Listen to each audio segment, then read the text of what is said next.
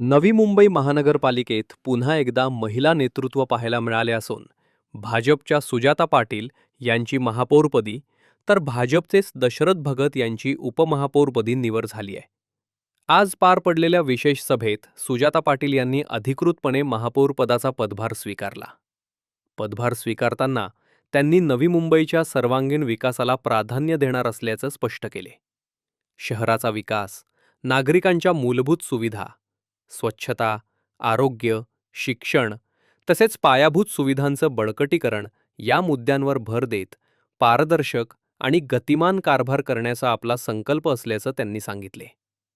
नवी मुंबईचा विकास हेच माझे ध्येय असून सर्व घटकांना सोबत घेऊन काम करणार असे मत महापौर सुजाता पाटील यांनी व्यक्त केले. यावेळी उपमहापौर दशरथ भगत यांनीही नागरिकांच्या अपेक्षा पूर्ण करण्यासाठी महापौरांसोबत समन्वयाने काम करण्याचा निर्धार व्यक्त केला. या निवडीमुळे नवी मुंबई महापालिकेच्या कारभाराकडे आता नागरिकांचं लक्ष लागले आहे.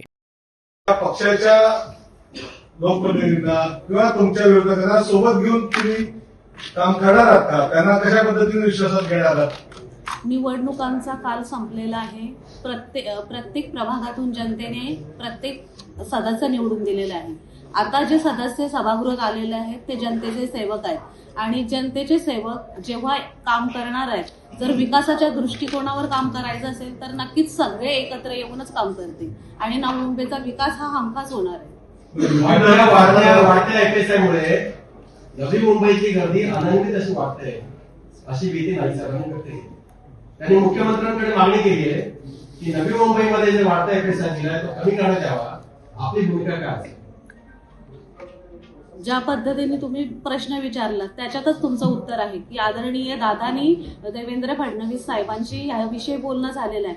त्यांचा अभ्यास माझ्यापेक्षा दृढ आहे आणि त्यांनी जर ह्याच्याविषयी ऑलरेडी पावलं उचललेली आहेत तर नक्कीच ते जनतेला त्याचं काहीतरी ठोस असं उत्तर मिळणार आहे. विरोधक देखील स्ट्रॉंग आहेत, त्यांना आपण नाकारलं नाही जाऊ शकत, तर त्यांना टॅकल करण्याची क्षमता तुमच्यात आहे का?